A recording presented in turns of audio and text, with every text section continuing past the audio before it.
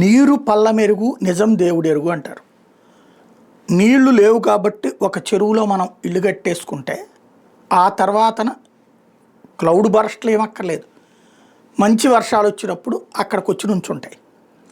లేదా drainage system సక్రమంగానే ఉంది కదా అని చెప్పేసి మనం ఆ నీళ్ల పక్కన అని వేసుకుంటే, ఇప్పుడు కృష్ణానది లోపల ఇట్లాగే వేసుకునేవాళ్ళు. ఆ తర్వాతన వరదలు వచ్చి మునిగిపోయేది. లేదు అంతా బాగానే ఉంది కదా అనుకుంటే మళ్ళీ పెద్ద వరదలు వచ్చినప్పుడు మునగటం. ఇది ప్రజలు చూశారు.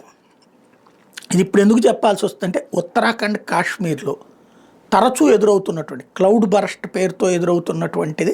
అది క్లౌడ్ బరస్ట్, ఈ పదాలు కొత్తగా వాడేటటువంటిది అంతే. వర్షాలు, తుఫాన్లు, వరదలు సహజ సిద్ధమైనటువంటి. ఇది ఎప్పుడు ఎక్కువ వస్తుందో ఎప్పుడు తక్కువ వస్తుందో చెప్పలేం.